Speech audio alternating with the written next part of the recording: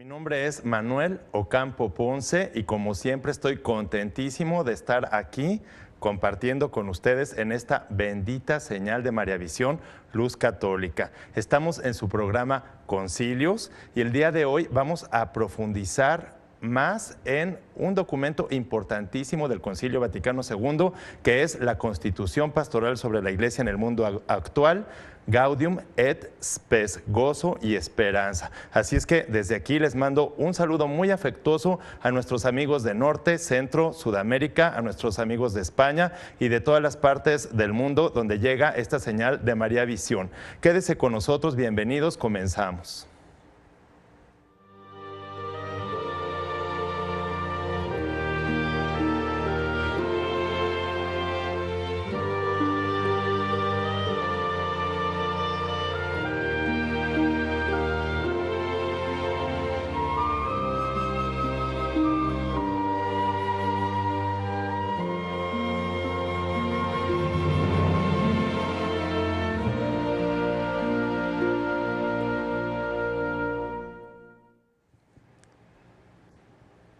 Ya estamos aquí en su programa Concilios desde esta bendita señal de Mariavisión, Luz Católica.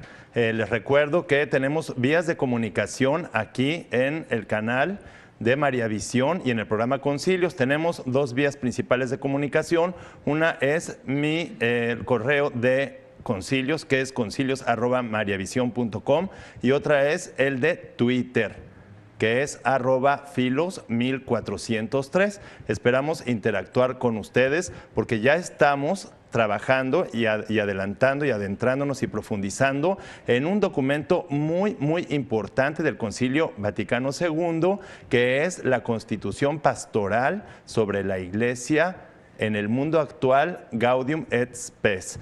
Este documento es muy importante y es un poco, complicado de leer porque se refiere sobre todo a acontecimientos históricos y estos acontecimientos históricos pues se dieron en el contexto del concilio hace 50 años. Recordemos que el Concilio Vaticano II se convocó en el año 1959, en el que empezaron ya todos los trabajos para preparar al concilio y terminó en 1964, hace 50 años aproximadamente que transcurrió este Concilio Vaticano II, y por lo mismo, como en esta Constitución Pastoral viene un trabajo de profundización en el contexto histórico de la época, hay que leerla, como dice el mismo documento, con todos los elementos teológicos tradicionales que siempre se han usado para leer los documentos teológicos de la Iglesia, pero también hay que ver que lo que es muy parte del contexto de la historia de esa época, pues hay que trasladarlo a la actualidad. Algunas de esas cosas vamos a ir viendo cómo fueron haciéndose más fuertes, se fueron pronunciando más. Algunas otras quizá desaparecieron, pero eso es lo que hay que ver aquí en el concilio, en el documento del concilio, porque no todo está vigente y por lo mismo tenemos que ir analizando, desmenuzando. Sin embargo, sí que tiene una base doctrinal muy fuerte, porque aunque es una constitución pastoral, tiene dos partes, una parte pastoral y una parte doctrinal. Y sin embargo, la parte pastoral, como sabemos todos, la pastoral es siempre eminentemente doctrina. ¿Por qué? Porque la práctica siempre se debe apoyar en una buena teoría. No hay nada peor que actuar sin pensar, y en la teología, en la pastoral, pues siempre debe ir una teología muy seria, y por eso vamos a ver cómo en la parte pastoral vienen muchas cuestiones doctrinales y luego en la parte dogmática o doctrinal, en esa parte vienen también cosas del contexto y otras cosas doctrinales. Pero bueno, vamos a saborear muchísimo todo lo que viene en este documento, y vamos a ir viendo cómo el contexto histórico en el que se encontraba el Concilio Vaticano II era un contexto de grandes cambios. Ya todo el siglo XIX había preparado, en cuanto a las ideas, a los acontecimientos históricos, toda la plataforma perfecta para que se desarrollara todo esto en el siglo XX. Y en el siglo XX, a partir de las guerras mundiales, 1945, y de otros movimientos intelectuales que hubo, pues ya para el Concilio Vaticano II, en el 1959, que fue convocado, pues ya estaban las cosas muy avanzadas en cuestión de cambios, sobre todo de la vida de las personas. A este documento le va a interesar muchísimo analizar la vida de las personas, la vida social que hay, los cambios sociales fuertes que está experimentando el mundo, pero también le va a interesar mucho a este documento decir al mundo cuál es la postura de la Iglesia o cómo ve la Iglesia todo este contexto histórico, cómo ve la Iglesia todos estos cambios tan profundos en la vida individual de las personas y sobre todo también en la vida social.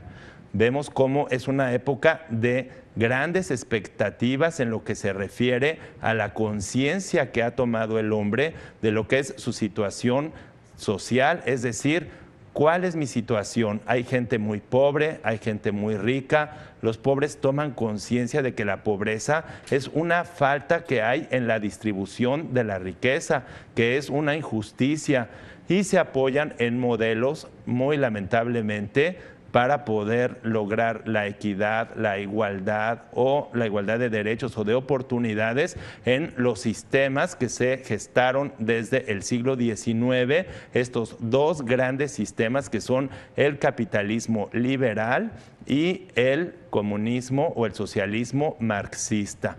Estos dos sistemas de pensamiento y sistemas políticos fueron promovidos por las ideas principalmente de los filósofos de los siglos XVIII y XIX, pero que lamentablemente estas ideas estaban ya emancipadas o separadas de lo que es la realidad.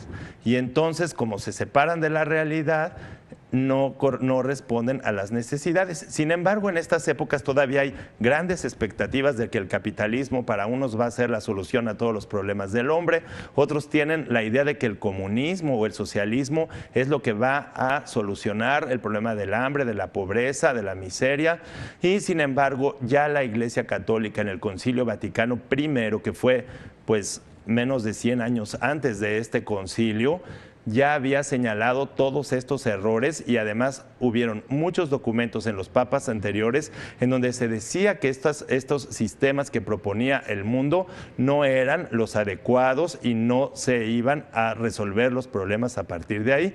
Sin embargo, entre los cambios que hay sociales, individuales, también hay cambios religiosos y estas ideas ya se habían infiltrado al interior de la Iglesia Católica en congregaciones religiosas, en seminarios, y entonces muchos de los seminaristas y de los que trabajaban en la Iglesia también tenían idea de que esto iba a ser la solución a todos los problemas. Ahora vemos esto 50 años después. Pensemos, por ejemplo, unos años después, el movimiento del 68 en México, todos los movimientos estos de izquierda en América, en Latinoamérica, también los ha habido en África y en Asia. Bueno, fue justo después del Concilio Vaticano II que, pues, obviamente sus efectos los tuvo hasta muy posteriormente. Y propiamente podemos decir, ahora que estamos viendo este documento y analizando este Concilio Vaticano II, nos damos cuenta que la sociedad 50 años después ha quedado totalmente enfrascada en estos sistemas y en estas ideas, y mucha ciencia política y muchas ciencias administrativas y ciencias económicas, pero la verdad es que 3/4 partes del mundo actual se encuentran en la miseria y en la pobreza, que 3/4 partes del mundo actual no han sido evangelizadas, que 3/4 partes del mundo actual están en la ignorancia, en la injusticia social, en la esclavitud, bajo formas de trabajo laborales, etcétera, que no responden. Y además también vamos viendo cómo las legislaciones van cambiando, pero no siempre en favor de la promoción de lo que es los auténticos derechos humanos. Se consideran derechos que no son derechos, y en las legislaciones internacionales y mundiales de los organismos más importantes del mundo, ni ni están todos los derechos que son, ni son todos los derechos que están. Y vamos viendo cómo las constituciones y las legislaciones cada vez van ganando mucho terreno en promover toda clase de errores. Todo esto lo va analizando el concilio ya desde aquellas épocas, desde hace 50 años, ya se perfilaba todo esto. Recordemos que en los 60 fue la revolución sexual, la píldora que permitía pues falseaba la realidad, haciendo pensar que las relaciones sexuales se podían desvincular de lo que es la responsabilidad en la vida familiar. Todo esto pues hacía que los jóvenes tuvieran rápidos cambios en la forma de pensar y que las personas que los educaban ya no pudieran encontrar un contexto adecuado para poderlos educar igual que antes. Las formas antiguas o las formas tradicionales, tanto de educación, de formas de pensar, de forma de vida, la estructura familiar, lo que había muchas tribus, clanes y todo esto, eso va cambiando la vida rural, todo se va concentrando en las ciudades y aún las personas que vivían, por ejemplo, en las zonas rurales o en otras zonas muy alejadas, cobran conciencia o adquieren conciencia de que quieren vivir dignamente, que quieren desarrollar en su trabajo todas sus potencialidades, pero además también quieren participar en la vida social. Bueno, otro tema muy importante que toca este documento es el tema de la mujer que cada vez busca ser más igual en derechos y oportunidades que el hombre. Pero bueno, vamos viendo cómo este documento es de verdad tan importante para hoy y tan vigente a pesar de que fue hace 50 años, porque podemos decir que lo que hace 50 años ya estaba presente, ahora está, pero en grado todavía mucho, mucho peor. Pero vamos a un corte, así que quédese con nosotros.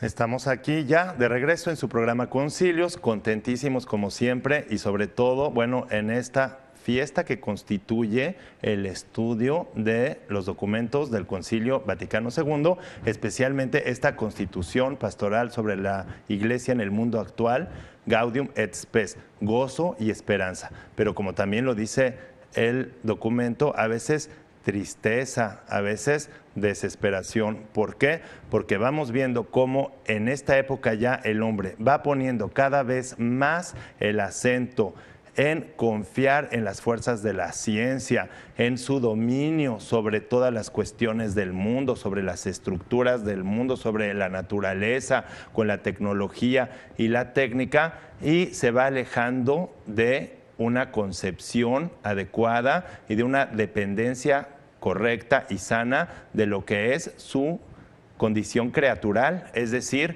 de ser criatura y de deberse a su creador. Surgen humanismos entre comillas, muy ateos, y lo que antes era cuestiones aisladas en los países católicos o con bautizados, que era que la gente se volviera atea, pues acaba siendo un problema que se extiende a muchos fieles que van cayendo en el ateísmo o en diferentes tipos de ateísmo práctico o teórico.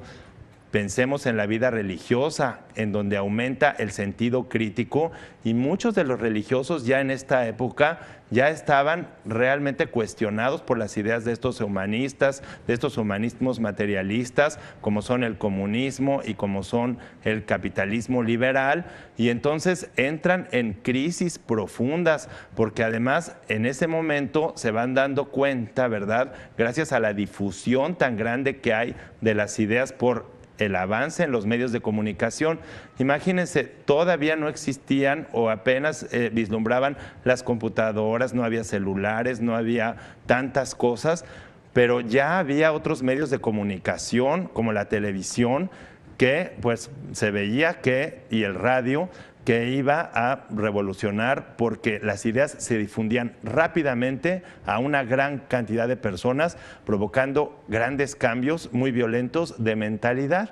Y esos cambios de mentalidad cuestionaban ya a las personas, les hacían creer que en el mundo se podía lograr esta paz con las solas fuerzas del hombre, de su dominio sobre la naturaleza, pero a la vez las cuestiones más profundas sobre el hombre quedaban sin resolverse. Y ahora pues vemos que seguimos igual.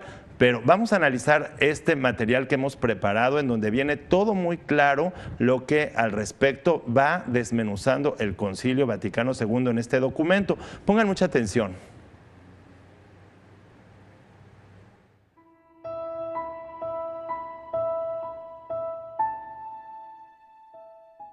En el número 6 de la exposición preliminar de la Constitución Pastoral sobre la Iglesia Gaudium et Spes del Concilio Vaticano II, los padres conciliares se refieren a los cambios que en los años 60 del siglo pasado se estaban dando en el orden social, afirmando textualmente que son cada día más profundos los cambios que experimentan las comunidades locales tradicionales, como la familia patriarcal, el clan, la tribu, la aldea, otros diferentes grupos y las mismas relaciones de la convivencia social.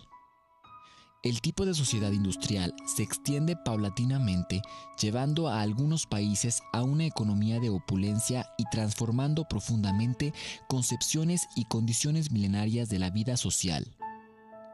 La civilización urbana tiende a un predominio análogo por el aumento de las ciudades y de su población, y por la tendencia a la urbanización que se extiende a las zonas rurales. Nuevos y mejores medios de comunicación social contribuyen al conocimiento de los hechos y a difundir con rapidez y expansión máximas los modos de pensar y de sentir, provocando con ello muchas repercusiones simultáneas. Y no debe subestimarse el hecho de que quienes por varios motivos emigran cambian su manera de vida. De esta manera, las relaciones humanas se multiplican sin cesar y al mismo tiempo la propia socialización crea nuevas relaciones sin que ello promueva siempre, sin embargo, el adecuado proceso de maduración de la persona y las relaciones auténticamente personales. Esta evolución se manifiesta sobre todo en las naciones que se benefician ya de los progresos económicos y técnicos, pero también actúa en los pueblos en vías de desarrollo, que aspiran a obtener para sí las ventajas de la industrialización y de la urbanización. Estos últimos, sobre todo los que poseen tradiciones más antiguas, sienten también la tendencia a un ejercicio más perfecto y personal de la libertad. Y el número 7 está dedicado a los cambios psicológicos, morales y religiosos, afirmando textualmente que el cambio de mentalidad y de estructuras provoca con frecuencia un planteamiento nuevo de las ideas recibidas. Esto se nota particularmente entre los jóvenes, cuya impaciencia y a veces angustia les lleva a rebelarse. Conscientes de su propia función en la vida social, desean participar rápidamente en ella, por lo cual los padres y los educadores en el cumplimiento de sus tareas experimentan dificultades cada día mayores. Las instituciones, las leyes, las maneras de pensar y de sentir, heredadas del pasado, no siempre se adaptan bien al estado actual de cosas. De ahí, una grave perturbación en el comportamiento y aún en las mismas normas reguladoras de este. Las nuevas condiciones ejercen influjo también sobre la vida religiosa. Por una parte, el espíritu crítico más agudizado la purifica de un concepto mágico del mundo y de residuos supersticiosos y exige cada vez más de una adhesión verdaderamente personal y operante a la fe, lo cual hace que muchos alcancen un sentido más vivo de lo divino. Por otra parte, muchedumbres cada vez más numerosas se alejan prácticamente de la religión. La negación de Dios o de la religión no constituye, como en épocas pasadas, un hecho insólito e individual. Hoy día, en efecto, se presenta no pocas veces como exigencia del progreso científico y de un cierto humanismo nuevo. En muchas religiones, esa negación se encuentra expresada no solo en niveles filosóficos, sino que inspira ampliamente la literatura, el arte, la interpretación de las ciencias humanas y de la historia y la misma legislación civil. Es lo que explica la perturbación de muchos.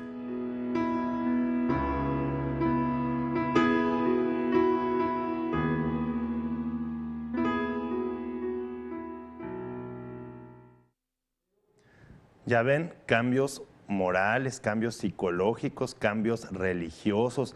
Piensen también, hay que imaginarnos un poquito que los jóvenes de esa época, ahora 50 años después, son las personas que tienen más o menos entre 70 y 80 años, 80 y tantos. Entre ellos están pues nuestros papas y muchos obispos y cardenales, que eran los jóvenes de esa época. Me imagino cómo habrán visto ellos todo este proceso desde los años 60, desde los años 59, 60, hasta ahorita, hasta la actualidad. Cómo se ha ido cada vez haciendo más grande esta brecha, como ya lo decía ahí el documento, que la brecha entre los ricos y los pobres era ya muy grande en esa época. Y ahora con todos esos adelantos científicos, técnicos, tecnológicos, etcétera, pues esa brecha todavía es mayor, porque unos tienen acceso, pero unos cuantos, porque pensemos que solamente los países muy desarrollados son los que tienen acceso a todo lo que es los adelantos de la tecnología, de la ciencia, de la medicina, pero todos los demás, cada vez, sobre todo los países que se acababan de independizar o que estaban en vías de desarrollo, pues se quedaron muchos sin desarrollar, muchos verdaderamente en el neolítico. Y entonces vemos ahora, 50 años después, cómo en una misma ciudad convive el neolítico con el siglo XXI. Gente que está verdaderamente en condiciones de la edad de piedra, como cuando llegaron los españoles aquí, que era pues una civilización, sí, muy desarrollada, pero desarrollada como lo fue Egipto 3000 años antes de Cristo. Es decir, anacrónicamente, totalmente anacrónica, es decir, no se puede comparar. Entonces, y sin embargo, ahora, 50 años después, vemos que con esos sistemas, lo que prometía tanto en la economía, sobre todo en la política, pues ha sido un verdadero fracaso, porque sí, la ciencia se ha desarrollado, ha tenido beneficios muy grandes, pero no se ha logrado ni una madurez en las personas para poder enfrentar todos estos cambios tecnológicos de ideas, de pensamiento, para tener relaciones sociales en base a todos estos adelantos. Pensemos, por ejemplo, en la cuestión del aborto, como lo veíamos aquí, que yo lo puse ahí en el material, esas imágenes para que se viera como el aborto, por ejemplo, los medios de reproducción asistida, que ahora pues cualquiera en un mundo desarrollado puede acceder a ellos, pues plantean nuevos retos a lo que es la convivencia social. Y si no hay un conocimiento y una madurez de la persona para tener relaciones afectivas y personales adecuadas, pues imagínense nada más todo lo que nos está pasando 50 años después, incluso con las redes sociales y los medios de comunicación, en donde antes era dificilísimo encontrar a una persona o comunicarse con una persona a lo mejor que estuviera en otro país, y ahora rapidísimo, todos estamos en la red conectados y así se conecta lo bueno y también lo malo. Por eso aparecen nuevas formas y nuevas facilidades para la inmoralidad, para el pecado, que plantean retos y que producen vicios y esclavitudes personales y sociales nuevos y grandes retos. Pero ya todo esto se veía en este documento del Concilio Vaticano II y que nos va a servir muchísimo, porque además aquí va a venir muy claro cuál es la postura de la Iglesia ante todo, frente a todo este escenario histórico, y esa postura de la Iglesia es perenne. Es la misma, porque al final la naturaleza humana, herida, enferma por el pecado, pues es víctima de todas estas cosas que se exacerban pues con la tecnología, con la ciencia, que es buena, pero que si no se utiliza bien, pues acaba por esclavizarlos. Pero vamos a un corte y regresamos.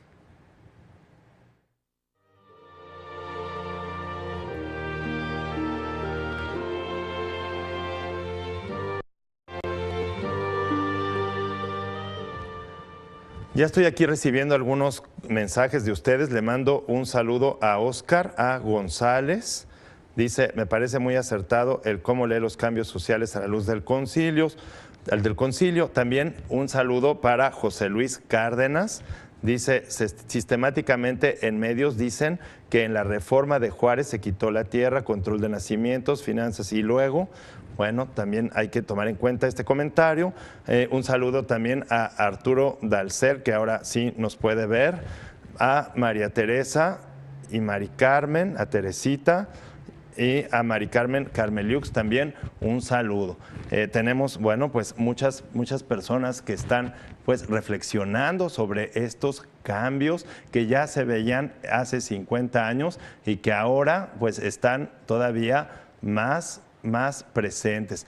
Recordemos y veamos cómo también en este documento se ve que el hombre es cada vez más capaz de lo mejor y de lo peor, de elegir entre la esclavitud y la libertad, entre la fraternidad y el odio. Pero también hay una conciencia en esta época ya de que todos los beneficios y los adelantos deben llegar absolutamente a todos y no nada más a unos cuantos, lo cual pues en 50 años ya se ve que definitivamente no se logró. También hay el intento de que se haga una comunidad, una sola comunidad global, o sea que nos unifiquemos y sin embargo vemos que tal vez nos unificamos en algunas cosas, pero sobre todo en la cuestión de pobres y ricos. Cada vez la brecha es más grande. De los que tienen acceso a los adelantos científicos y tecnológicos y de los que no tienen acceso, cada vez es peor. Que el ateísmo y el abandono de la religión se ha generalizado por muchas partes y ha aumentado. Por eso la Iglesia actual, ya vista a la luz de estos documentos del concilio, pues tiene grandes retos. Y la Iglesia, recuerden que ya lo hemos visto en otro documento que es la Lumen Gentium y otros documentos del Concilio Vaticano, ya se ve que somos todos la Iglesia, no es nada más la jerarquía, los sacerdotes, las religiosas, los diáconos, los obispos, sino que somos absolutamente todos la Iglesia, o sea que el reto es para todos. Pero vamos a profundizar un poquito más con otro material que hemos preparado aquí. Ponga mucha atención.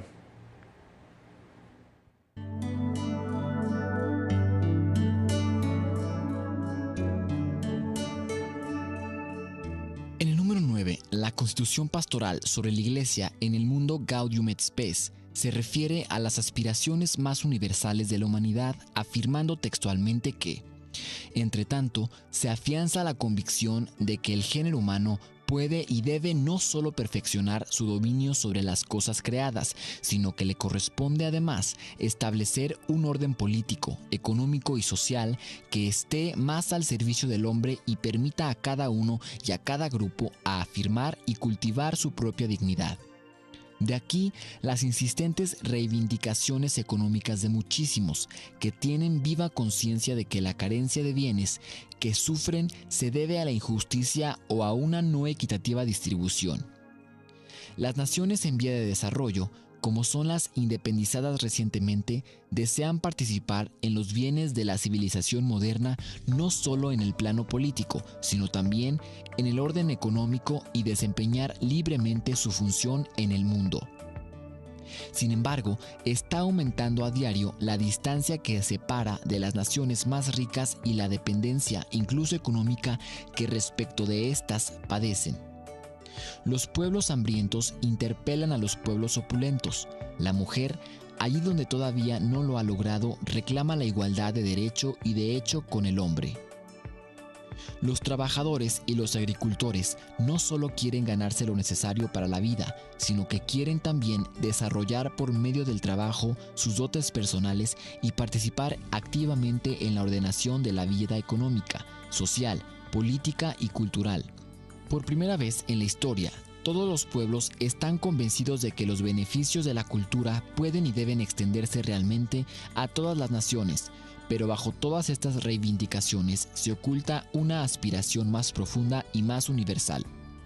Las personas y los grupos sociales están sedientos de una vida plena y de una vida libre, digna del hombre, poniendo a su servicio las inmensas posibilidades que les ofrece el mundo actual. Las naciones, por otra parte, se esfuerzan cada vez más por formar una comunidad universal. De esta manera, el mundo moderno aparece a la vez poderoso y débil, capaz de lo mejor y de lo peor, pues tiene abierto el camino para elegir entre la libertad o la esclavitud, entre el progreso o el retroceso, entre la fraternidad o el odio. El hombre sabe muy bien que está en su mano el dirigir correctamente las fuerzas que ha desencadenado y que pueden aplastarlo o salvarlo. Por ello, se interroga a sí mismo. Y en el número 10 continúa con los interrogantes más profundos del hombre, afirmando textualmente que, en hecho de verdad, los desequilibrios que fatigan al mundo moderno están conectados con ese otro desequilibrio fundamental que hunde sus raíces en el corazón humano. Son muchos los elementos que se combaten en el propio interior del hombre. Por ser criatura, el hombre experimenta múltiples limitaciones, se siente, sin embargo, ilimitado en sus deseos y llamado a una vida superior. Atraído por muchas solicitaciones, tiene que elegir y renunciar. Más aún, como enfermo y pecador, no raramente hace lo que no quiere y deja de hacer lo que quería llevar a cabo. Por ello, se siente en sí mismo la división que tantas y tan graves discordias provoca en la sociedad. Son muchísimos los que, tarados en su vida por el materialismo práctico, no quieren saber nada de la clara percepción de este dramático estado, o bien, oprimidos por la miseria, no tienen tiempo para ponerse a considerarlo. Muchos piensan hallar su descanso en una interpretación de la realidad propuesta de múltiples maneras. Otros esperan del solo esfuerzo humano la verdadera y plena liberación de la humanidad y abrigan el convencimiento de que el futuro reino del hombre sobre la tierra saciará plenamente todos sus deseos. Y no faltan, por otra parte, quienes, desesperando de poder dar a la vida un sentido exacto, alaban la insolencia de quienes piensan que la existencia carece de toda significación propia y se esfuerzan por darle un sentido puramente subjetivo. Sin embargo, ante la actual evolución del mundo, son cada día más numerosos los que se plantean o los que acometen con nueva penetración las cuestiones más fundamentales. ¿Qué es el hombre? ¿Cuál es el sentido del dolor, del mal, de la muerte que, a pesar de tantos progresos hechos, subsisten todavía? ¿Qué valor tienen las victorias a precio tan caro? ¿Qué puede dar el hombre a la sociedad? ¿Qué puede esperar de ella? ¿Qué hay después de esta vida temporal? Cree la Iglesia que Cristo, muerto y resucitado por todos, da al hombre su luz y su fuerza por el Espíritu Santo, a fin de que pueda responder a su máxima vocación y que no ha sido dado bajo el cielo a la humanidad otro hombre que sea necesario para salvarse. Igualmente cree que la clave, el centro y el fin de toda la historia humana se hallan en su Señor y Maestro. Afirma además la Iglesia que bajo la superficie de lo cambiante hay muchas cosas permanentes que tienen su último fundamento en Cristo, que existe ayer, hoy y para siempre. Bajo la luz de Cristo, imagen de Dios invisible, primogénito de toda la creación, el concilio habla a todos para esclarecer el misterio del hombre y para cooperar en el hallazgo de soluciones que respondan a los principales problemas de nuestra época.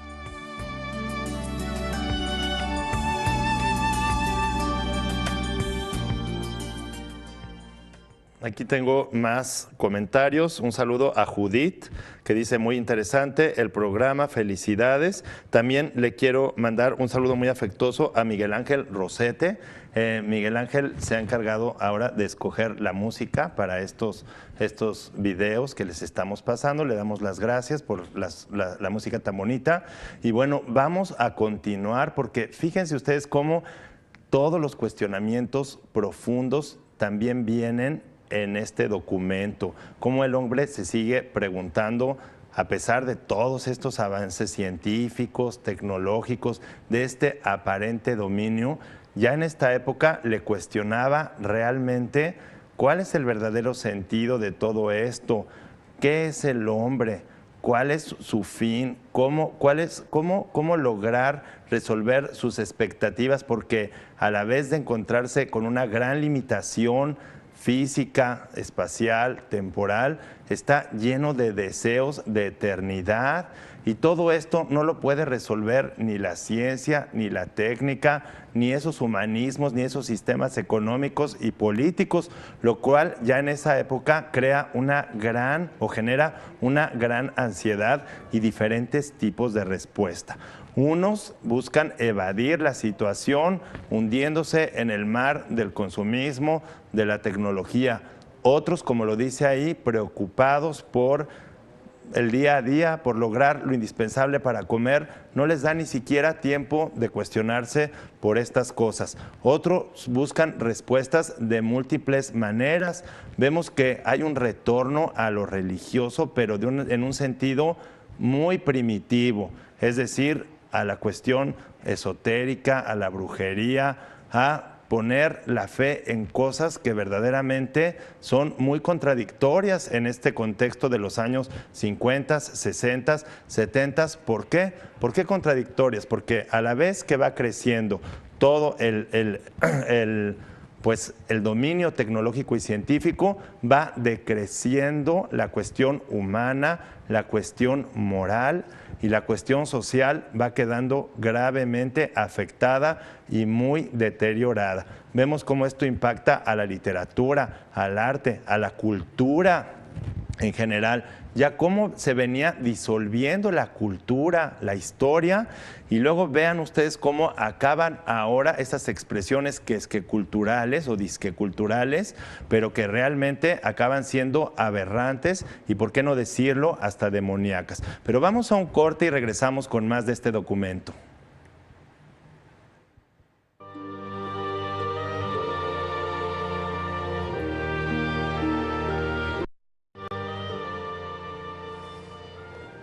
Ya estamos aquí y continuamos ahora ya concluyendo. ¿Cuál es la postura de la Iglesia Católica frente a todo este escenario, frente a todos estos cambios históricos, que además el documento va a seguir profundizando en ellos?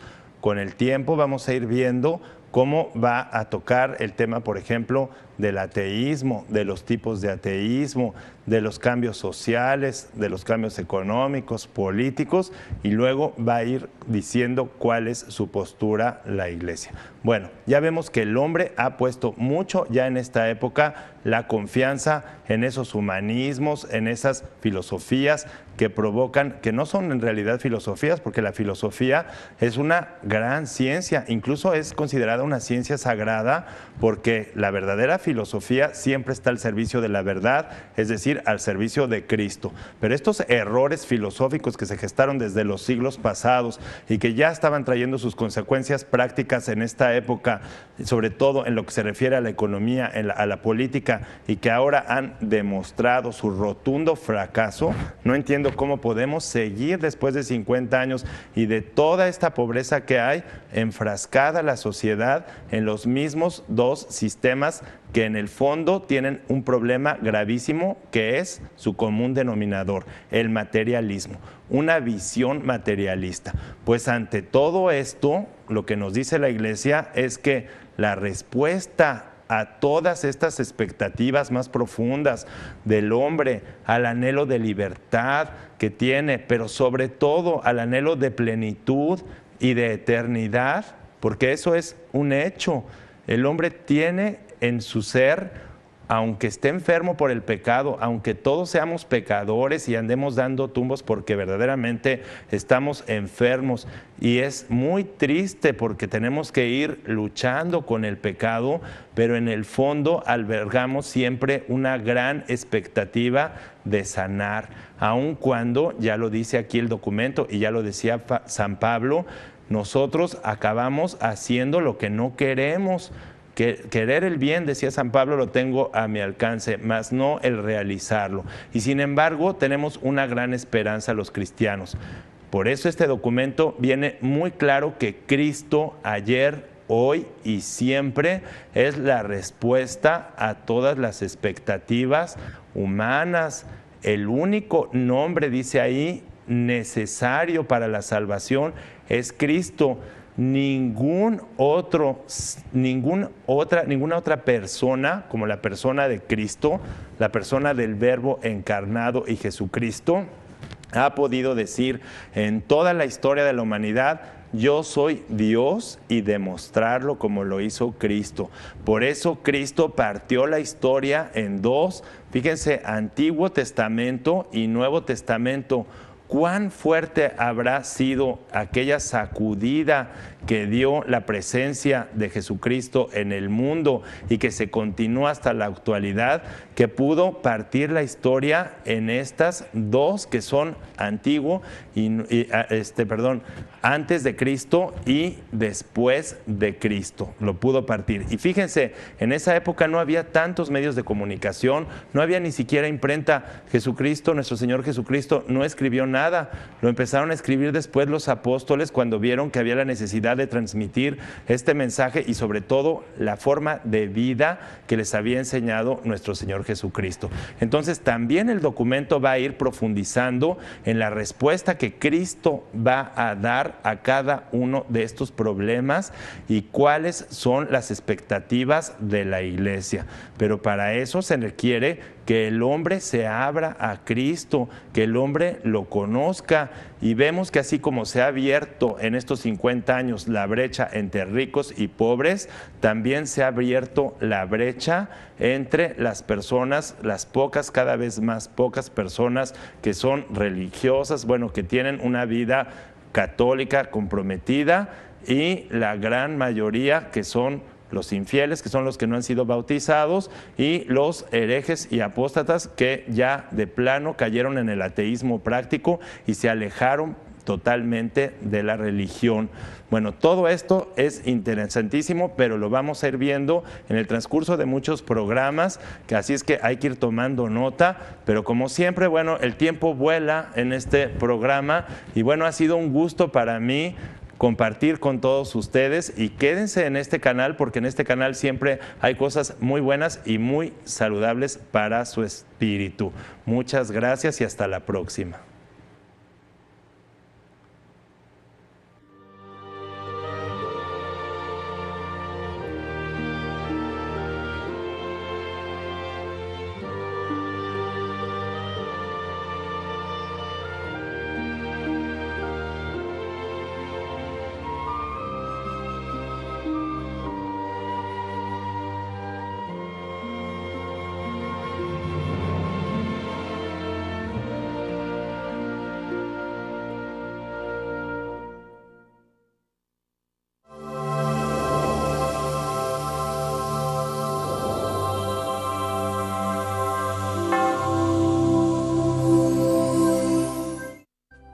Si usted desea una copia de este programa, por favor contáctenos a los siguientes teléfonos. Desde el extranjero, marque 0052 33 3770 1814 y del interior de la República Mexicana al 01900 849 3507 o escríbenos a nuestro correo electrónico tiendavirtual@mariavision.com y visita nuestra página web www.mariavision.com.